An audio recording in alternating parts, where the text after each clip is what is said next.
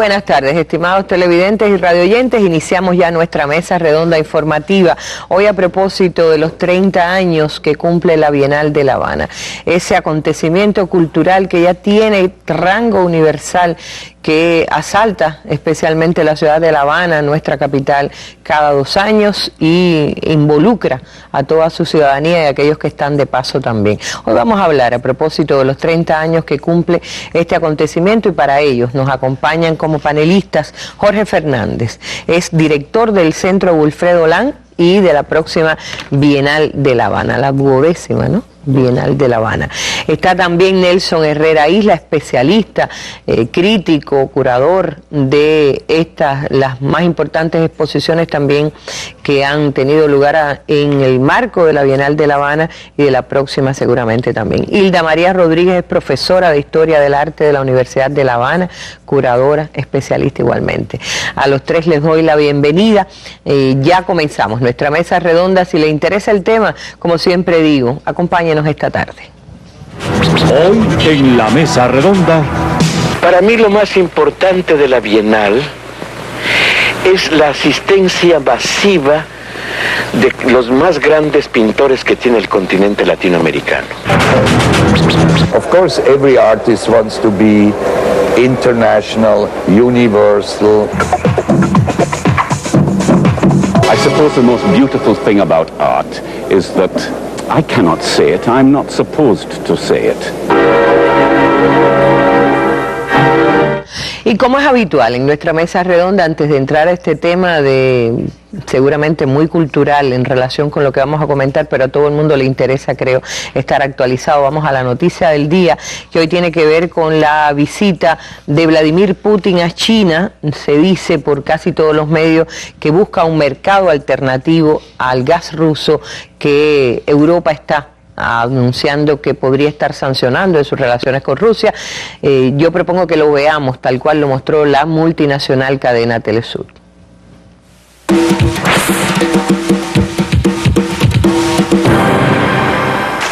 Este encuentro discurre a gusto del presidente ruso Vladimir Putin. Junto con su homólogo chino Xi Jinping, firman más de 40 contratos de cooperación para los sectores de energía, transporte e infraestructura. En su discurso, Putin subraya la cooperación militar, ya que hoy comenzó también una maniobra conjunta de las tropas rusas y chinas. La cooperación entre nuestros dos ejércitos y entre nuestros dos ministerios de defensa es muy importante. Es vital para mantener la paz y estabilidad a nivel regional y global. Sin embargo, el tan esperado contrato sobre el suministro de gas ruso a China no está listo para ser firmado. Falta un acuerdo sobre el precio. A partir de 2008, el gigante estatal ruso Gazprom podría abastecer una tercera parte de la demanda china de gas. A Rusia le urge concluir las negociaciones. Pero no a China. Por eso todo queda en palabras amables. Para nosotros, la calidad de la cooperación entre China y Rusia es muy importante. Desarrollaremos proyectos de cooperación más amplios para mejorar la influencia y competitividad de nuestras dos naciones. La paz y la cooperación, no solo entre Rusia y China, sino en toda la zona de Asia, es tema central de la Cumbre de Seguridad Regional que se celebra también en Shanghái. Está previsto que Putin se reúna allí este martes con el secretario general de la ONU, Ban Ki-moon. Bueno, esta es la noticia del día, la visita de Putin a China, que como se ha dicho es en el marco de esta cumbre de seguridad en la que también participa Irán. Pero de eso estará hablando seguramente el Noticiero Nacional de Televisión y otros espacios informativos, porque hoy nosotros hablamos del 30 aniversario de la Bienal de La Habana.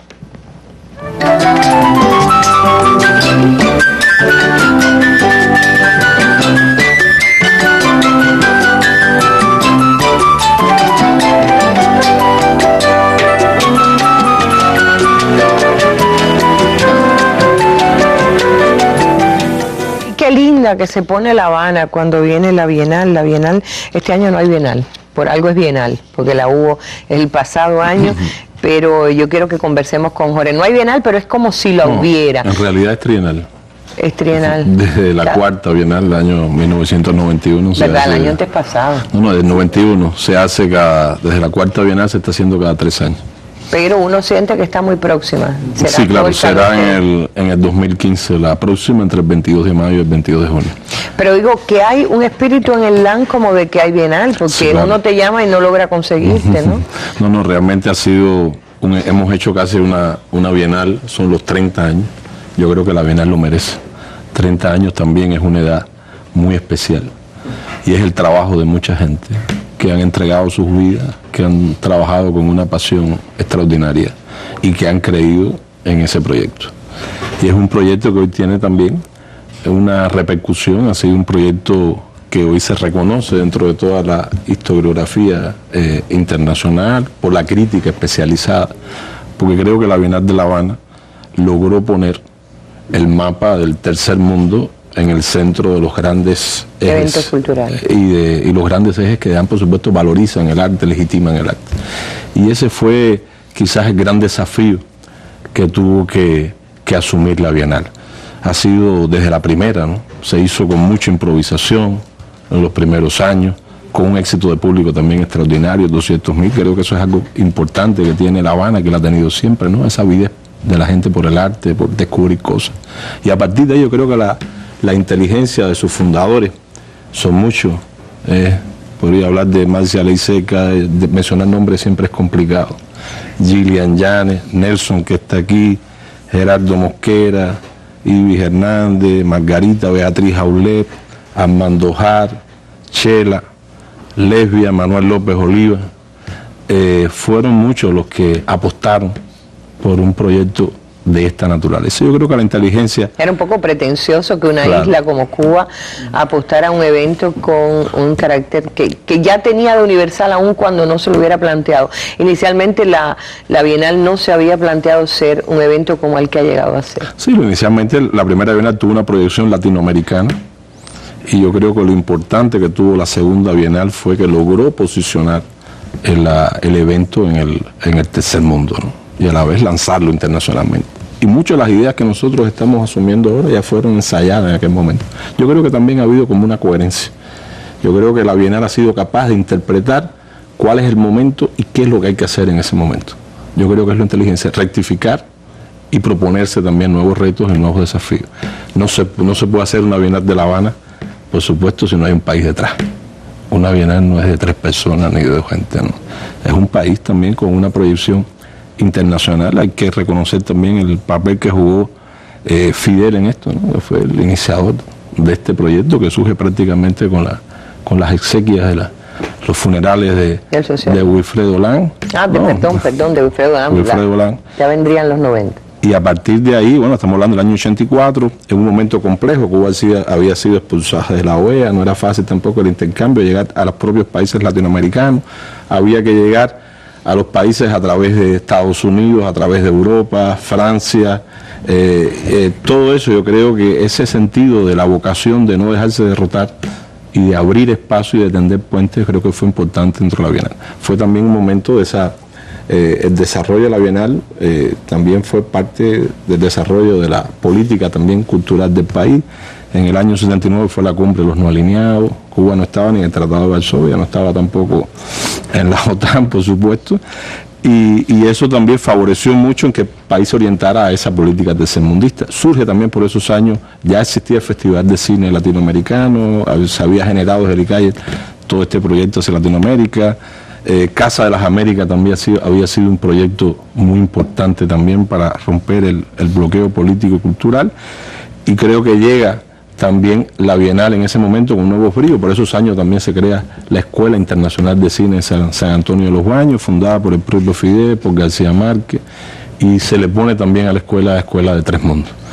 Y creo que eso ha sido importante. Y no solo creo que estos 30 años constituyan solamente, yo creo que es importante hacerlo, una celebración, sino también la Bienal ha generado un pensamiento. Y por eso siempre la Bienal ha estado acompañada de encuentros teóricos, desde la promoción de la obra de Wilfredo Lang y la reflexión sobre la obra de Wilfredo Lang, hasta en la segunda Bienal los eventos que se organizaron en relación con el arte del Caribe, y así esto ha ido evolucionando. Yo creo que por aquí han pasado pensadores, estudiosos. Ahora mismo, bueno, Nelson después se va a referir a las exposiciones que se están organizando como parte del aniversario de los 30 años, pero también paralelamente estamos haciendo un evento teórico, eso nunca puede faltar en cada bienal. Y es importante las personas que vamos a nuclear aquí, en estos momentos ya están arribando, ¿no? Mañana recibimos con mucho cariño a Luis Carnícer, un artista de primer nivel, está en la exposición, un excelente teórico, un hombre que siguió muy de cerca el arte cubano, desde la cuarta bienal no nos visitaba, uno de los primeros artistas conceptuales de América Latina, y hay que decir también que el conceptualismo en América Latina surgió también con una característica muy especial, ¿no? Como un arte político de enfrentamiento directo a las dictaduras en aquel momento, por eso Carnicer estuvo exiliado. Lo mismo pasa con León Ferrari, que va a estar ahí. Bueno, León Ferrari murió, pero va a estar en la exposición. Fue un pensador, fue un gran artista, ¿no? Y desde su obra, bueno, Carnicer sí ya se ha escrito libros, se ha dedicado también más a la teoría, pero también no ha dejado tampoco su producción artística. Está, por ejemplo, acá, está llegando Simón Nami, es un curador muy importante, fue curador en el año 2007 de una exposición trascendental que se llama África Remit. Ahora está preparando otro proyecto que se llama La Divina Comedia, que se va a presentar en el Museo de Arte Contemporáneo de Frankfurt. Es un hombre de un pensamiento, diría, profundo, ¿no? Nicolás Burrió, lo conocemos por la estética relacional, Miguel Rojas, pero va a estar también Gillian Yanes, va a estar Magali Espinosa, va a estar Desiderio Navarro, va a estar también Rafael Dimoyeski, que es un crítico, un pensador también. Hace poco se tradujo y circuló en la red un trabajo que se llama Bienal de La Habana o Bienal de Venecia, donde habla también de lo que significó la Bienal de La Habana para el cambio de mentalidad, ¿no? Inclusive en un momento que ya la Bienal de Venecia estaba agotada, prácticamente había languidecido, a pesar del esfuerzo que hicieron Harold Seaman y Bonito Oliva por crear el proyecto Aperto en los años 1980, ¿no? Pero bueno, surge también esos años la Documenta de Kassel, y ese ha sido también el acierto de la Bienal, ¿no? De buscar realmente ser coherente con el contexto, ser coherente también con proyectos de inserción social, no buscar lo lúdico por lo lúdico, sino pensar que el arte es como un sismógrafo, que tiene que sentir y que tiene que percibir y que se anticipa inclusive a las pulsaciones que se dan dentro de la propia sociedad. Ahora, tú decías que esto tiene, sin haber bienal este año, ustedes tienen una confluencia de personalidades y de asuntos que debatir. Quiere decir que hay eventos de discusión importantes. Sí. Y me gustaría un poquito hablar de los espacios de exposición y los espacios de discusión y la participación que podría tener, es decir, estudiantes e interesados, porque me imagino que esos son temas a los que no acude tradicionalmente todo el mundo, sí a las exposiciones, pero no necesariamente a los debates. No, ahí está, bueno, va a estar el Centro Wilfredo Lang, el Centro de Desarrollo de las Artes Visuales, la Fototeca de Cuba y el lobby del Museo de Bellas Artes. Nelson ha estado coordinando de manera general, todo como curador general de los proyectos. Ha estado Margarita Sánchez y Ibis Abascal trabajando en la curaduría de lo que es el Centro de Desarrollo de las Artes Visuales. José Fernández Portal ha estado trabajando en la fototeca. Bueno, en el caso de Nelson lo ha estado acompañando en el Centro de Desarrollo, lo ha estado acompañando José Manuel Noceda. Y bueno, ahí van, en ellos, en el Centro Lang, ya él se referirá con más precisión de lo que se está haciendo en esa exposición, pero bueno, ahí va de todo, ¿no? Desde todos estos proyectos que han tenido que ver con la historia política de las bienales, con el paisaje social, el paisaje humano, los proyectos etnográficos, las tecnologías y también mucha documentación y registros de críticos y teóricos que han ido reflexionando sobre la bienal. En el caso del Centro de Desarrollo, Margarita Sánchez y Ibis Hernández han insistido mucho en estos proyectos también de inserción social, que ha sido una tradición. Hablamos de la segunda bienal tuvo el taller de Julio Lepar, que lo había hecho anteriormente en el Parque Retiro de Madrid, lo trajo a La Habana y se hizo en el parque está al lado donde está Codema. apoyado ahí también por Rita Longa, por Margarita Ruiz, que trabaja con Rita en aquel momento. Está también el taller de tejidos de Marta Palau, está también el proyecto también de Telarte, que fue un proyecto fantástico. Martorell hizo un proyecto también de performance, Antonio Martorell, que nos sigue visitando la Cava, no se agota y no se cansa de venir a La Habana. Y todos esos proyectos fueron proyectos de inserción social que estaban ahí, ¿no? Y la Bienal lo que ha hecho es darle continuidad, amplificar eso y siempre mirar al público. Yo creo que el arte más que salir de ese hedonismo fuera de todo, de mirarse un poco, como se dice vulgarmente, el ombligo, tiene que vivir, sentir y vibrar con la gente. Si no se vive desde esa existencia, desde la propia naturaleza de la existencia de la gente, no tiene sentido lo que hace. Ahorita yo metiendo la cuchareta me equivoqué cuando tú decías, bueno, los funerales del socialismo europeo, que yo recuerdo que en los 90 fueron de un activismo plástico estremecedor, tremendo, ¿no? Y de hecho también cuando algunos pensaban que nosotros estábamos en el pasado, Cuba se convirtió en cierta medida en capital del futuro en cuanto a plástica, ¿no? Y en cuanto a atraer a muchísima gente. Tenemos la suerte, Nelson nos facilitó algunos materiales que dan también un activismo de participación del ICAI y de todos los realizadores en materia de materiales que van a aportar y vamos a ir viendo en el transcurso de nuestra mesa redonda.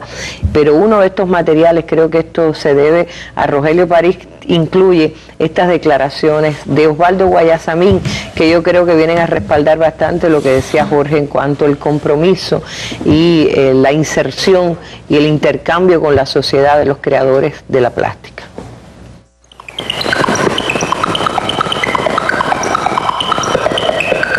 Para mí lo más importante de la Bienal es la asistencia masiva de los más grandes pintores que tiene el continente latinoamericano.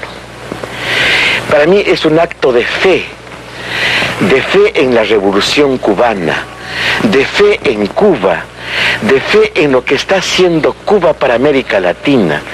Esto es no me quiero referir al valor plástico de los cuadros mandados, esto es segundo término. La cosa impactante de la Bienal son cientos de pintores, más de 800 pintores, son miles de cuadros, más de 2.300 ni sé cuántos cuadros que con dificultades tremendas para llegar a Cuba tienen que circular muchos de ellos por países de Europa para llegar a La Habana. Este acto de fe es el más importante de todo lo que se puede hablar de la Bienal.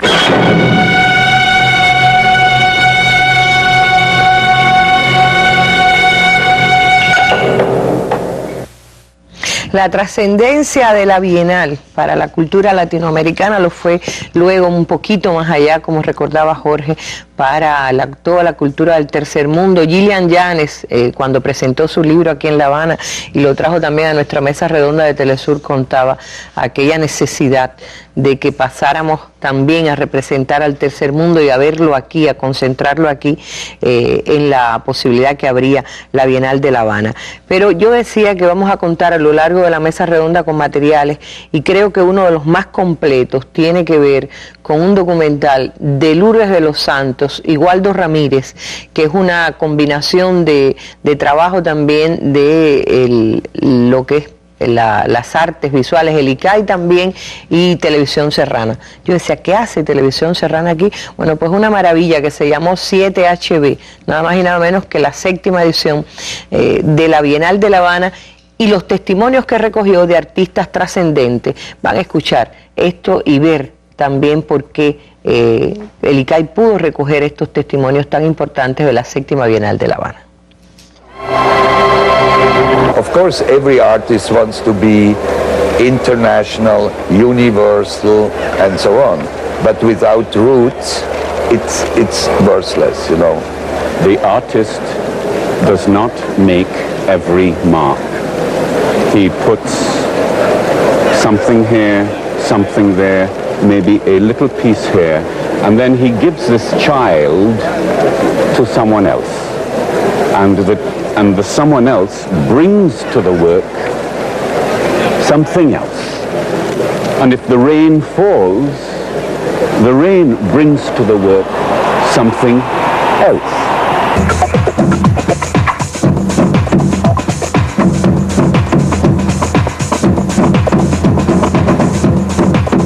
Bueno, nos ayuda Nelson a reconocer las voces. Ahí estaba alguien que me decía, Jorge, la palabra curador se inventó para Harald Seaman, el suizo, ¿no? Y está también la voz de Peter Minchard, que es el que trae la exposición de Trinidad, que incorpora al Caribe. De eso no hablamos, ¿no? Bueno, él es el diseñador de los carnavales del Caribe. Es un tipo extraordinario, de una vitalidad que Hilda conoció muy bien. Y ha hecho los grandes eventos del carnaval caribeño. Incluso diseñó la inauguración de la Olimpiada de Barcelona. O sea, es un hombre que se le llamó para que hiciera aquel espectáculo extraordinario. O sea, es un hombre, un artista notable. Aquí trajo la danza con telas, que vamos a ver fragmentos él más adelante. Tres grandes bailarines, no pudo quería traer 60 y hacer un performance enorme. Pero bueno, trajo en aquella séptima bienal, trajo 3. Y fue de una belleza, de una poesía descomunal. Yo quedé emocionadísimo con esa obra de él, me pareció de las grandes obras que hemos presentado a lo largo de... Yo creo que sí, yo decía ahora, en estos tiempos en que el Caribe está demandando a Europa por todo lo que la saqueó, la danza, esa danza de sábanas blancas con sangre que da toda la dimensión de lo que sufrieron los esclavos traídos y cómo se fundó el Caribe, yo creo que da esa mezcla de política y todo, pero bueno, hay cosas que vamos a ir viendo y no quiero adelantar nada. Lo que quiero hablar con Nelson es eso. Ustedes pueden recordar con números y todo las bienales. Bueno, especialmente Nelson, que ha sido crítico de los pocos que nos quedan para opinar con certeza de la trascendencia de estos eventos. Sí, mira, uno recuerda muchas cifras, pero aunque a veces no tenemos las imágenes precisas de todo lo que ocurrió, porque en el año 84 no teníamos la locura de las cámaras digitales que ahora todo el mundo tiene. Y todo el mundo andaba con teléfono celular. Imagínate que tuviéramos teléfonos celulares en el 84 o cámaras digitales, hubiéramos tenido un registro extraordinario de aquella primera bienal, que se inauguró en el Museo de Bellas Artes. Afortunadamente nos brindaron ese magnífico edificio y se ocuparon las 3 plantas y el pabellón Cuba. Guayasamín se refería precisamente a eso. Me parece que tiene una imagen muy linda de la fe que teníamos todos, no solo los artistas latinoamericanos, sino los que hacíamos en aquel momento la bienal. Recuerdo que se le dio un premio al visitante número 100.000 que entraba un día en el pabellón Cuba, y la cifra llegó después a casi 300.000 participantes, o sea, espectadores. Esa cifra se mantuvo a lo largo de las 3 o 4 primeras finales porque se hacía en un edificio donde se podía contabilizar el público. Lamentablemente y afortunadamente, después que dejamos el Museo Nacional, la bienal se dispersa por toda la ciudad, ocupa muchos edificios y centros históricos, conventos, iglesias, fortalezas, y ya no se podía contabilizar con tanta precisión como las primeras. Pero hubo cifras enormes. Esos 800 artistas en una bienal no lo ha hecho nadie en la historia de las bienales. Después pasamos como a 600, 700 en la segunda. Después fue disminuyendo, al punto de que ya hoy tenemos una cifra de 100 y tantos artistas que se ha mantenido a lo largo de las bienales. Prácticamente desde las 8ª, la 9ª bienal, ya la cifra se mantiene en 100 y tantos, que es el promedio que tenemos de artistas en la bienal. Menos mejor. Claro. No menos, pero por lo menos no tanto. Claro, porque los proyectos son más grandes, porque fíjate que en las primeras bienales se enviaban pocas obras, no teníamos, y el museo tiene una capacidad limitada porque es un edificio cerrado, pero si tú ahora haces toda la bienal en la ciudad, en los parques, en las plazas, en los hospitales, en los lobbies de hoteles, puedes llevar efectivamente el arte a tantos lugares y los artistas se explayan de una manera extraordinaria, porque lo que les fascina a los artistas es saber que tienen una ciudad a su disposición, que tienen una cantidad de edificios que no lo tienen en ningún lugar del mundo, porque realmente La Habana se dispone y se brinda a todo, incluso las casas de muchas familias. En La Habana del Este, en Alamar, se hizo una experiencia en la 8ª bienal con 16 apartamentos intervenidos por artistas, tanto cubanos como extranjeros, que aún conservan esa familia las intervenciones de los artistas, a más de 11 años de realizar aquella intervención. O sea que ellos están orgullosísimos de que sus casas hayan cambiado sus vidas, como lo expresan, en aquel momento, y que una comunidad como Alamar se vio enriquecida con ese proyecto de inserción social, como hablaba Jorge ahorita, en la comunidad. Por lo tanto, la Bienal ha explorado tantos puntos de vista, tantas perspectivas, que va desde las obras colocadas dentro de edificios hasta las obras abiertas en espacios públicos. Todo el mundo recordará los elefantes de José Emilio Fuentes y Diez, el famoso inflable de Nadine Ospina colombiano en El Morro, las cucarachas de Fabelo subiendo por la fachada del Museo Nacional, o sea, las hormigas en la última Bienal de La Habana. Los espejos del malecón. Los espejos del balcón, la conga de los carpinteros en el Prado. O sea, la Bienal se ha ido desplazando de los espacios interiores al espacio exterior. Esa ha sido una evolución, que es la evolución del arte contemporáneo en sentido general. Lo que duele es que se vayan, que de algunos lugares se vayan, porque uno siempre sueña que se queden ahí. No todos han tenido la suerte del parque de 15 y 14, ¿no? Que entre 14 y 16 que tiene... algunas obras se quedaron, pero ahí se desarrolló un taller, claro, con carácter efímero de Julio Lepar. Ahora han quedado las grafitis de las fotografías impresas en algunas fachadas de la ciudad de La Habana, sobre todo en Centro Habana y El Vedado, que le dio a La Habana una dimensión de gran ciudad, todavía más de lo que es. Estábamos a nivel de cualquier capital europea, cualquier capital de cualquier zona del mundo. ¿Y los elefantes siguen ya se quedaron permanentes en el Centro de Negocios de Miramar. Algunas obras, nosotros quisiéramos que todas las obras se quedaran en los espacios públicos. La Ciudad Generosa, que se hizo en la Bienal pasada, que ocupó una esquina del Vedado, no pudo quedarse ahí, lamentablemente. Son solares que no pertenecen. La diferencia entre aquella esquina en plena Bienal y lo que hay ahora... Yermo, muerto, lugar. Eso es lo que quiere la Bienal, revitalizar zonas de la ciudad también. En San Agustín se hace un proyecto casi desde la 9ª Bienal. LASA lo hace un grupo de arquitectos y de diseñadores y artistas extraordinarios, y movilizan a esa comunidad casi desde hace 3 bienales, hace ahorita 10 años que están, y le ha dado una vitalidad a esa comunidad de San Agustín que es extraordinaria. Y ojalá que pudiéramos hacerlo en todos los barrios de La Habana, pero a veces no, la producción es muy compleja. Cuesta mucho movilizarse hacia ahí, coordinar todo ese trabajo, es un trabajo enorme. Por eso hay que tener una especie de fe, como dice Guayasamín, una especie de mística, porque todos trabajamos con un gran amor al arte. O sea, si tú debes saber o suponer lo que cobran algunos curadores en el mundo por dirigir esas millonarias bienales como la de Venecia, que cuesta 12 y 13 millones de dólares a la alcaldía de Venecia, o la de San Pablo, que llegó a costar alguna 14 millones de dólares. A la Municipalidad de San Pablo. Y no hay bienal en el mundo hoy que no empiece con un presupuesto menor de $1 millón. ¿Cómo logran ustedes? ¿Cómo logran ustedes que vengan tantos artistas sin el atractivo monetario, ¿no? Porque lo otro es que yo sé que aquí no tenemos los millones de Venecia ni de Sao Paulo para traer a los... Bueno, este país tiene una cosa muy especial que tú conoces seguramente, esa locura que nosotros somos, que hace que esa gente venga, y yo creo que en la gente está la clave de todo. No solamente la ciudad de La Habana, que es preciosa y que todavía sigue atrayendo una cantidad enorme, sino nosotros mismos tenemos algo. Yo no quiero ser chauvinista, decir que son especiales, ni mucho menos, pero hay algo aquí que a ellos los anima mucho y los estimula mucho, que es que nosotros trabajamos con ellos, nosotros cargamos los ladrillos con ellos, cargamos el bidón de agua, los llevamos el carro nuestro con problemas que la batería se quede en el camino y entonces hay que empujarlo, ellos empujan el carro de nosotros, y así. Yo creo que ellos han estado parando en casas de familias cubanas con la ayuda de la Municipalidad de La Habana. Ellos viven algo que no lo viven en ninguna de estas ciudades millonarias, donde todo está medido, coordinado, hay hombres con corbata y cuello y están dictando por teléfono todo lo que va sucediendo. Aquí no. Aquí el vecino al lado que trae un pan con tortilla porque tienes un hambre tremenda, entonces el artista se siente encantado con que alguien le traiga un refresco, un vaso de agua con azúcar, cualquier cosa. Y con poco dinero hemos hecho esa... Y yo creo que eso es lo que nos ha identificado de alguna manera, y por eso vienen. Ellos como que se solidarizan con uno.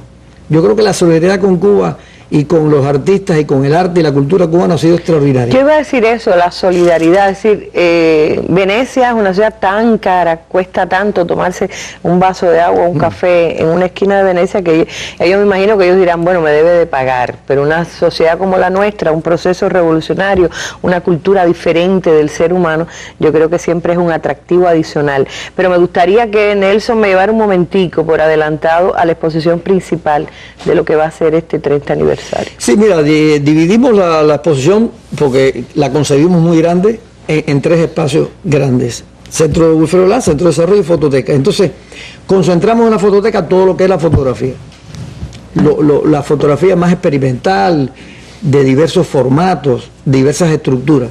En el Centro de Desarrollo quisimos poner todos aquellos proyectos concebidos por Ibis y por Margarita, todos estos proyectos que tienen que ver con la inserción social. Ahí van la gente a ver de nuevo las experiencias llevadas en San Agustín, en un solar como la California, en Centro Habana, en Alamar con mover las cosas, o sea, en diferentes lugares que hemos hecho a lo largo de 30 años. Y en el Centro de Wilfredo Olán van a estar las obras históricas. Claro. Desde el gran premio de la primera Bienal de La Habana de Arnold Belkin, que es la muerte de Zapata, que fue premiada por este grupo de expertos de los cuales también formó parte, y en el Centro Olán van a estar toda la documentación que tiene que ver con la Bienal, recortes de prensa. La primera plana Juventud Rebelde está ahí, que yo no sé si tú trabajabas. ¿En qué año? Año 1984. Trabajaba ya en Juventud Rebelde. Ese es un última hora, otorgado en los premios de la Bienal de La Habana, que salía por la tarde, como recordarás. Claro, el vespertino. El vespertino. Entonces, de la capital. Claro, nos gusta mucho haber encontrado esa primera página de Juventud Rebelde. Después Granma sacó su otra página el otro día,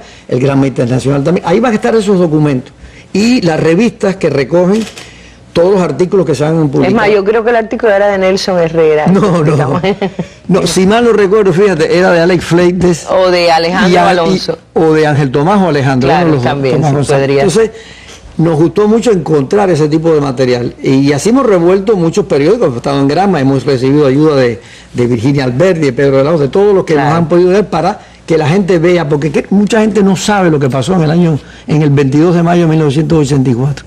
Mucha gente desconoce que se hubo una primera, una segunda, una tercera, o sea, de ese nivel. Todo el mundo recuerda las últimas, claro, es lógico, pero aquellas primeras se han olvidado un poco, se han olvidado de aquella parafernalia que se hacían. Nosotros, acuérdate que bajábamos todas las obras del museo, lo cual es una cosa costosísima y molesta para el propio museo. Para montar la Bienal entera ahí. Lo único que no se sacaba del museo era el arte de la antigüedad, lo del Conde de Lagunilla, toda aquella colección de las vasijas etruscas, las ánforas griegas, eso no se podía quitar. Pero lo demás sí lo desarmamos. Era un museo que sufría cada 2 años, honestamente, por aquel espectáculo tan grande que era la Bienal de La Habana.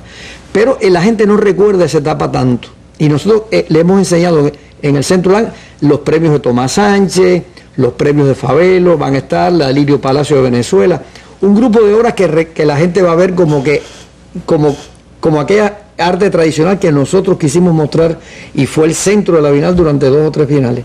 Y van a ver también algunas imágenes, por ejemplo, fotografías de otras bienales que no tenemos documentación, pero se tiraron fotos.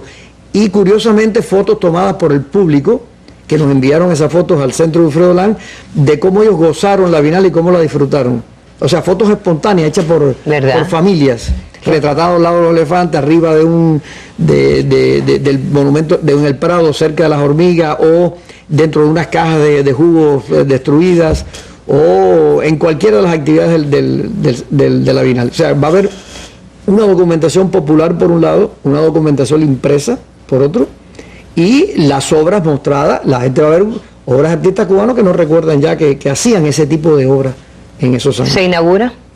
La inauguraremos el 22 de mayo, el jueves que viene, ahora, a las 4 de la tarde en los 3 lugares. Y el Museo Nacional nos ha prestado el lobby, una parte del lobby, que está a la entrada del centro de documentación, para poner también documentos de la época en ese momento. Y veremos juguetes de alambre africano hechos por niños africanos, que la gente no recuerda que la tercera Bienal fue una de las exposiciones más importantes. Y va a haber obras que no son de recordación común para la gente. La gente está fascinada, por supuesto, con las últimas bienales, con las grandes instalaciones. La Bienal ha ido derivando de la pintura y del dibujo y del grabado tradicional a los objetos enormes, a las esculturas gigantes, a los performances de Manuel Mendive por las calles de La Habana, 300 bailarines y actores pintados, todos sus cuerpos desnudos, caballos pintados, tortugas, peces. Mendive ha hecho de la Bienal de La Habana, que ganó, por cierto, uno de los premios en la segunda Bienal, ha hecho de la ciudad de La Habana su sala de teatro, su sala de exposiciones. Y Mendive se ha explayado de una manera extraordinaria. O sea que vamos a también disfrutar de fotos, de memoria, de registro de aquellos eventos grandes que tuvimos también. Y ya te digo, esto es como una mini bienal, fíjate. Sí, sí. Si te pones a pensarlo bien, estos 4 edificios es una mini Nelson bienal. habla, y yo estoy haciendo así, digo, me parece que estoy viendo una película como eso, cuando se hace rewind, y Exactamente. uno va a ver, es decir, todo aquello que se desbordó a la sociedad habanera, porque es La Habana la que todavía tiene nada más el privilegio. Un Pero día, tú sabes que algunas- llegará a Santiago. No, es que nos han pedido algunas provincias que puedan llamar. Es que no se puede, No se porque puede, demasiado trasladar grande. esto hacia allá es una... Ya es un esfuerzo descomunal montarla en La Habana. Exactamente. Pero bueno, es ese rewind, ese rebobinar de la memoria y poderla ver. Gracias Nelson por el esfuerzo y también por lo que nos cuenta y por la invitación a esto. El acceso es libre. El acceso es libre.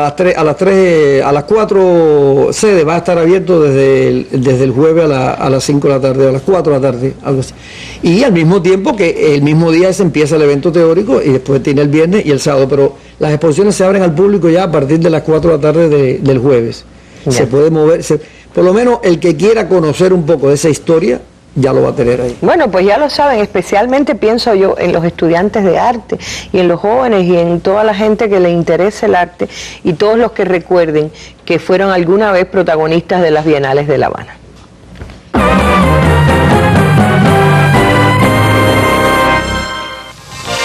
Este miércoles y jueves en la mesa redonda, la política salarial de atletas, entrenadores y especialistas deportivos.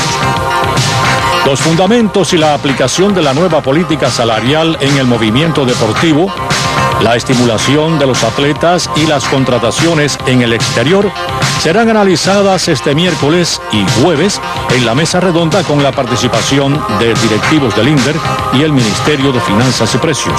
Cubavisión Internacional y Radio Habana Cuba transmitirán estos programas desde las 7 de la noche. Si usted desea participar con su opinión o pregunta, puede llamar desde hoy y hasta el jueves al teléfono 646-5900, en el horario de 9 de la mañana a 5 de la tarde. También podrá llamarnos el miércoles durante la transmisión del programa de 7 a 8 de la noche al teléfono 831-2484. Puede además dejarnos su opinión en el correo electrónico mesaredonda@enet.cu y en los sitios web de la Mesa Redonda y Cuba Debate.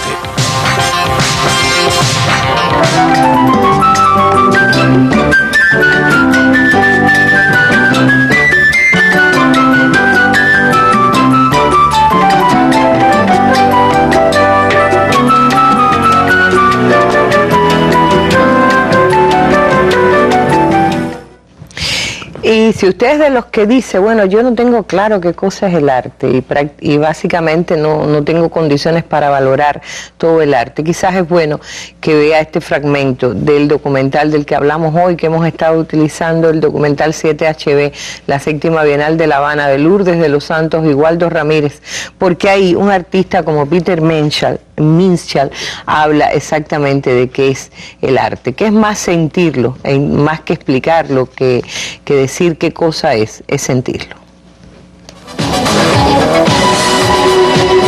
I suppose the most beautiful thing about art is that I cannot say it, I'm not supposed to say it. But for me today, the baby is not mine. For me today, I look and I think, oh my God, and water come to my eye.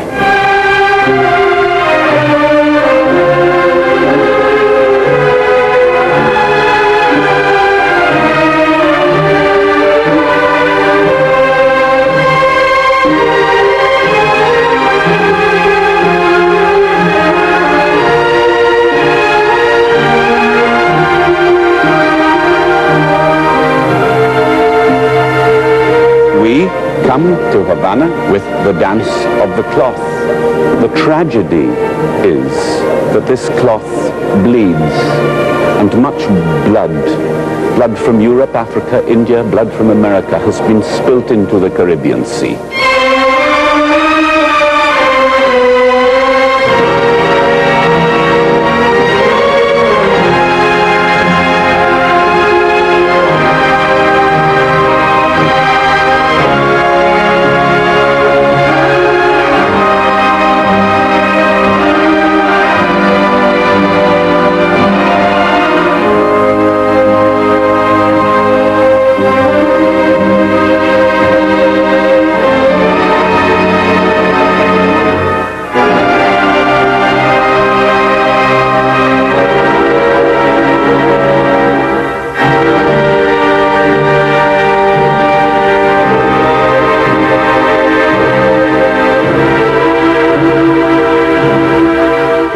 Es muy curioso porque Minshall habla ahí justamente luego de que el arte es una cosa cuando él la hace y luego cuando la ve, alguien la ve ya, es otro arte. Si llueve, por ejemplo, es otro arte más.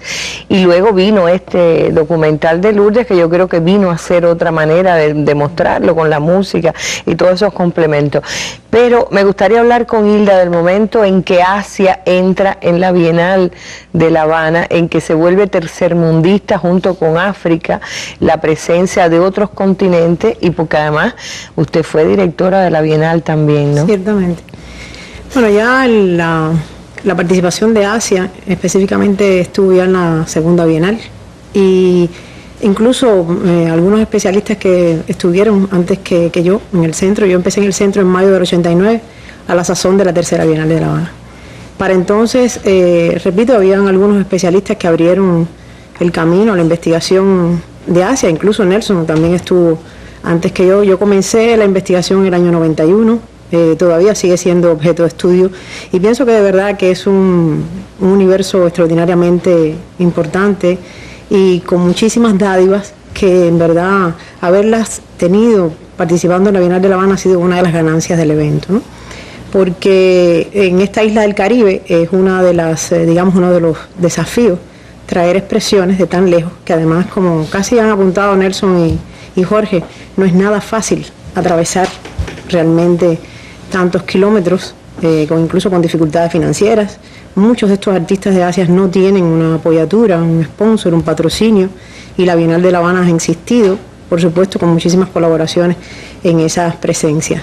Y por supuesto la investigación también nos ha dado muchas ganancias desde el punto de vista del conocimiento, del estudio, de la comprensión, porque no se trata tampoco de un exhibicionismo, digamos, de una otredad, no es para nada. Creo que una de las cuestiones que realmente la Bienal ha aportado es justamente el ofrecimiento de un sentido articulado del arte. Y eso es importantísimo. Y en otros sentidos también, por ejemplo, esa posibilidad de llevarlos al público, al gran público.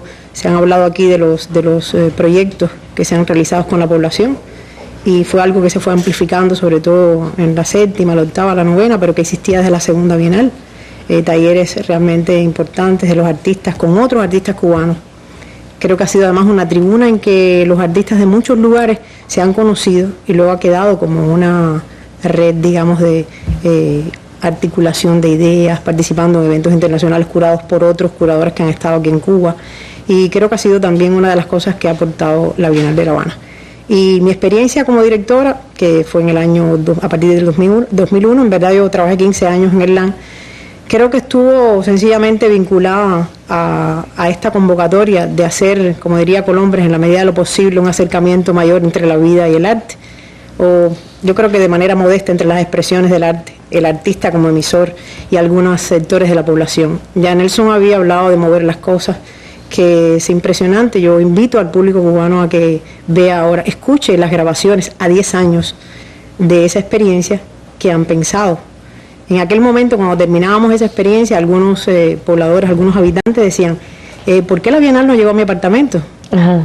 Luego pensamos, esa es una experiencia efímera, quedará como algo circunstancial, y pienso que ha sido maravilloso poder escuchar ahora cómo quedó, cómo dejó realmente una memoria muy importante en esto de propender puentes conciliatorios entre el arte y entre los artistas sobre todo. Es como desdibujar los lindes de las nociones del arte, de manera muy modesta, pero creo que ha sido muy importante penetrar además el espacio privado. No es nada fácil, sobre todo cuando uno se propone no invadirlo, sino establecer relaciones conciliatorias. Es decir, esa ha sido posiblemente de las más extraordinarias experiencias de la Bienal. También Isaroco, por ejemplo, lo que fue ideado por artistas cubanos como Diago, Mendive y Chocolate, que fue extraordinario. O sea, el grabado entró, la literatura oral, un kiosco cultural, se llamó así, incluso teniendo en cuenta la tradición del kiosco por una artista brasileña, Fabiana Barreda, y la población se integró a partir de sus costumbres. No hubo rotura, no hubo fractura en verdad, e incluso se convirtieron en hacedores junto con los artistas. Lo mismo que 4D, que fue, me parece, muy importante, muy interesante. La Bienal octava ensayó un poco también la integración de curadores de otros países, de otros grupos, que se integraron con el grupo nuestro, y se hizo como, digamos, una colegiatura de las ideas aportadas por varias de las incidencias, ¿no?, de estos grupos. Y 4D fue un proyecto bien interesante en el Pabellón Cuba. El andamio constructivo recordaba justamente la extraordinaria época en que se construyó esta edificación tan influida más por el brutalismo, pero que ha sido escenario de muchísimas importantes, realmente dinámicas, acciones culturales de integración. Y en ese mismo andamio pues se colocaron, se emplazaron obras, actividades sonoras, fue realmente interesante la integración de performances de artistas de Canadá bajo la colegiatura de Richard Martel, que por suerte estará aquí, un histórico coordinador y colaborador de Cuba. Ahí está cuando se tomaron los Metrobús. Este fue de la 9ª Bienal, en verdad. Los camellos. Los camellos de Malberti, este es de la 9ª. Eso fue tremendo. Y en la 8ª, en EMA, con aquella extraordinaria, cotidiana, pero de una dimensión tremenda, con Tata Wines, desde Guine hasta el Pabellón Cuba, o la participación del grupo Villarí, que tomó por sorpresa a La Habana, realmente se confundía con la población o la propia intervención de dos artistas de Uruguay en la calle Obispo, con la alfombra roja. Ocurrieron creo que más de 60 acciones y por supuesto DIP, el Departamento de Intervenciones Públicas, 30 acciones realmente que estaban en ese orden de lo ordinario y lo estético, nada más maravilloso que el intercambio y aparentemente inocua relación entre el intercambio de un dulce por un piropo. Detrás de eso había un contenido realmente que habitaba a través de esa provocación del intercambio, parecía maravilloso con la población cubana, ¿no? Es como integrarlo justamente en la dimensión real de ese carácter pues verdaderamente espontáneo, pero que detrás realmente hay también un interés de penetrar esos caminos de reflexión. Ahora, Hilda es una mujer muy joven y yo me imagino que su vida también como curadora, como artista, como profesora, está marcada por la Bienal. Absolutamente. Yo creo, para mí el centro Wifrolan, ya no solo la Bienal, yo creo que mi labor, si yo haría de verdad un equilibrio de fuerzas, mi labor más realmente más querida, más preciada, fue el tiempo que estuve de curadora, de investigadora, e incluso en el trabajo de la 7ª cerca de Nelson, más que como la dirección, que digamos como una misión que te obliga a atar a cabos, a tener mucho conocimiento, pero para mí el Centro Wifrolan tiene el valor de haber sido una escuela, tiene el valor de haberme realmente tendido los puentes indispensables desde el punto de vista profesional. Y no hay nada mejor que me haya pasado después de irme ahí que es hacer, prolongar esta experiencia justamente desde la docencia. Por tanto, la Bienal es obligatorio asunto del plan académico, los trabajos de diploma, los seminarios. Creo que es un universo que desde la experiencia práctica y del conocimiento que realmente me tributó el haber estado tanto tiempo ahí, para mí es realmente un privilegio y me parece que la mejor, digamos, la mejor expresión de gratitud con ese conocimiento que me fue regalado, realmente ha sido ahora, efectivamente, pues llevarlo a la universidad, en esa interacción verdaderamente enriquecida, ¿no?, con los estudiantes que conocen la Bienal, que conocen la historia de la Bienal, y eso me parece incluso acciones muy importantes en el nivel del estudio, con la penetración, digamos, del Caribe, con una articulación,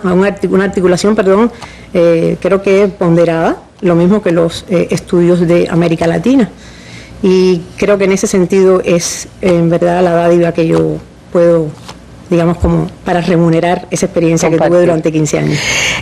Yo creo, yo no lo entendí bien, no sé si es en la vista de este excelente material identificar la voz de Harald Seaman en este concepto que dio en el documental el que estamos utilizando hoy de Lourdes de los Santos, Eduardo Ramírez, que dijo algo así como que la globalización no significa nada con respecto al arte.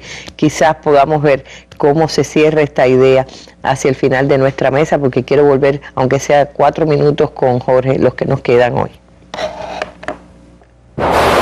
Globalization means nothing in art.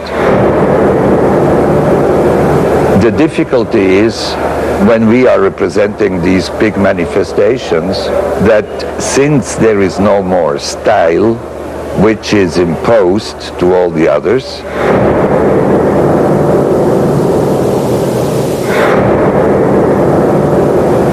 that we show all this autonomously, that we give the value of aura, of autonomous artwork to all these manifestations of spirit, may it be so-called third world or, well, the rich people, you know.